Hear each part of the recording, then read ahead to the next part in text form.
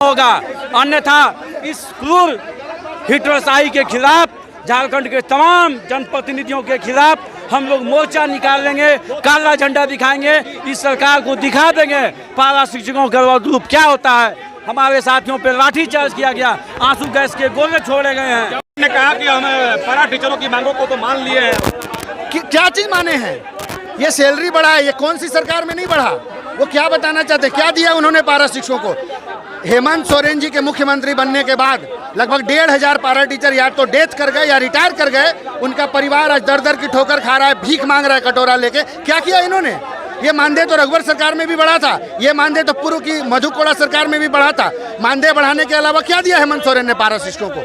जिस तरह से बधाई संदेश लेकर के उनके आवास तक लोग गए थे, बधाई संदेश लेके गए थे। उन्होंने कहा था कि अभी हम आपका पूरा काम नहीं कर रहे हैं, थोड़ा सा समय दीजिए, कुछ काम हम लोग अभी किया है, आपका मानदेय बढ़ाया है, कुछ काम आपका और करेंगे। लेकिन ये बोले हुए उनको 3 साल हो गया, ये बोले हुए 3 साल हो गया, सरकार बने हुए 4.5 साल हो गया। अब और कितना धैर्य का परीक्षा देगा पारा शिक्षक? आज धैर्य टूटा है, इसलिए पारा शिक्षक राज्य भर का यहाँ पर है। और इस लाठी गोली की सरकार से डरने वाले नहीं है।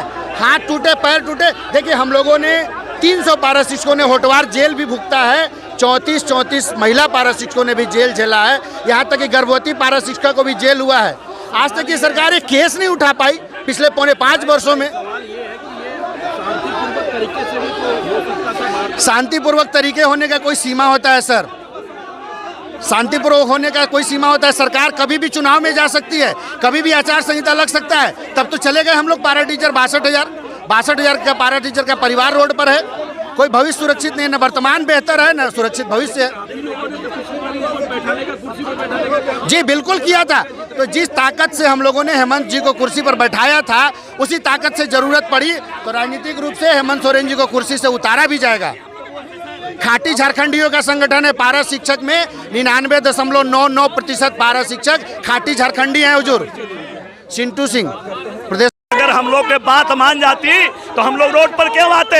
ये 2019 में वादा किए थे कि हमारी सरकार बनेगी तो हम 3 महीना के अंदर आप लोग का वेतन मान देंगे। आज तक हमें सरकार छलती आई है। हमने मजबूरन होके, अब यह चुनाव विधानसभा का आ चुका है, मजबूरन होके हम लोग जो है सो रोड पर उतर गए हैं। अगर ये हेमंत सरकार नहीं मानती है तो रघुवर वाली इनको भी दशा होगा।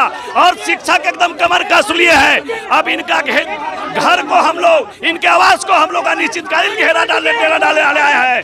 और अगर हमारी मांग नहीं पूरा होगा तो हम लोग यहीं पर बैठे रहेंगे।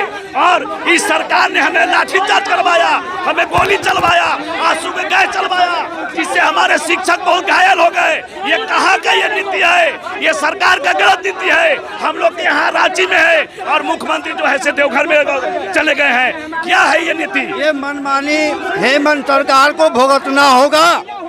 हम लोग आए और डायरेक्ट बम चला दिया, लाठी चार्ज कर दिया। क्या मतलब है? हम लोग शिक्षक है, शिक्षक का मर्यादा जानते हैं।